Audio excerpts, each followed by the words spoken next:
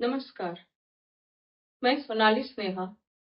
आज मैं आपको उस संसार में ले जा रही हूँ जहाँ प्रयास केवल गति नहीं होती, जहाँ कर्म केवल क्रिया नहीं होता, जहाँ सफलता केवल परिणाम नहीं होता बल्कि अंदर की शांति से जन्म लेती है। हम उस अध्याय में प्रवेश कर रहे हैं जहाँ डॉक्टर आलोक कुमार भार्गव द्वारा रचित अद्वितीय ग्रंथ त्रैवाणी शांति, मौन और विवेक पर शाश्वत श्लोक हमें सिखाती है कि किसी भी प्रयत्न की सिद्धि हाथों के मेहनत से नहीं बल्कि हृदय की अस्थिरता से होती है। यह अध्याय हमें बताता है कर्म का वास्तविक आरंभ वहां नहीं होता जहां पैर चलते हैं, वह वहां है जहां मन अस्थिर होता है। अब एक प्रश्न आप अपने भीतर पूछिए, क्या कभी कोई निर्णय आपने ऐसा लिया है जब आपका मन बहुत व्याकुल हो, मन में बहुत सारे तूफान उठ रहे हो और उस समय लिया गया वो सारे निर्णय क्या सही निकले? अगर हर बार नहीं तो क्यों? क्योंकि व्याकुल मन प्रयास नहीं रचता, व्याकुल मन केवल प्रतिक्रिया देती है और जीवन जब प्रतिक्रियाओं से चलने लगे तो अपनी दिशा खो देती है। किसी ने कहा है, you can not calm the storm, so stop trying. What you can do is calm yourself. The storm will pass away. और त्रैवाणी भी यही कहती है, जब प्रतिक्रिया शांत हो जाए तभी सत्य का श्रवण होता है। अब एक और प्रश्न उठ रहा है, प्रयत्न की सिद्धि में क्या आवश्यक है? त्रैवाणी हमें स्मरण कराती है, कर्म शरीर से नहीं, कर्म वह है जहां संकल्प अंतः शांति को जन्म देता है। अंतः शांति विवेक को खोजती है और विवेक शांति में ही पनपता है। जैसे संगीत का पहला स्वर मौन से जन्म लेता है, जैसे ही प्रयत्न का पहला कदम अंतः शांति से उपजता है, या यूं कहें, silence is the great teacher and to learn its lesson, you must pay attention. स्थिरता धीमापन नहीं, सही क्षण में सही दिशा चुनने की क्षमता है। अब सवाल ये आता है, स्थिरता क्या है?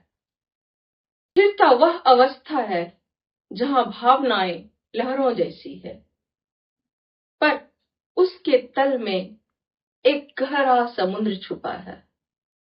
भगवत गीता 2.55 में इसे स्थिर प्रज्ञ की अवस्था भी कहते हैं।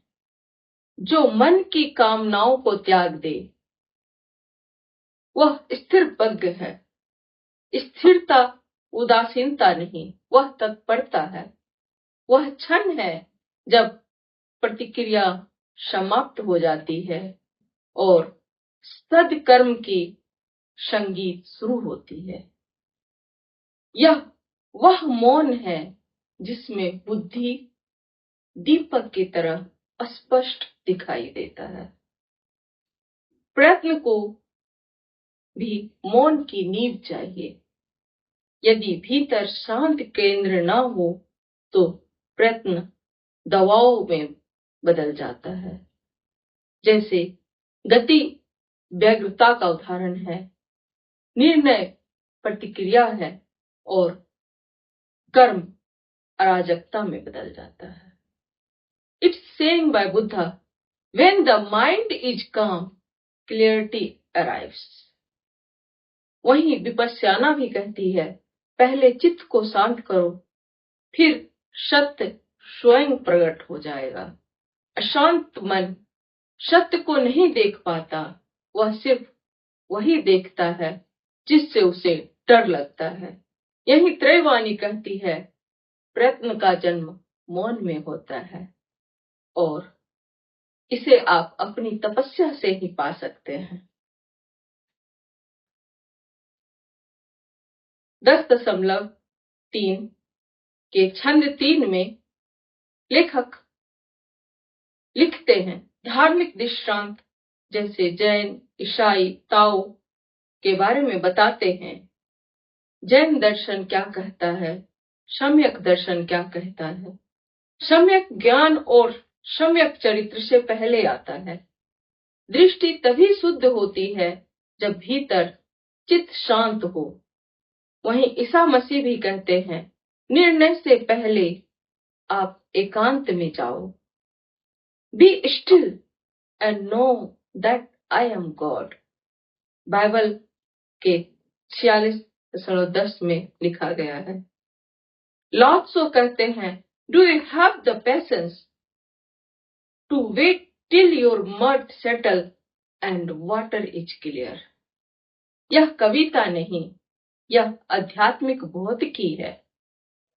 नेल्सन मंडेला, अब्राहम लिंकन और बुद्ध, इन तीनों में ही एक बात कॉमन है, वे शोर से नहीं मौन से नेतृत्व करते थे।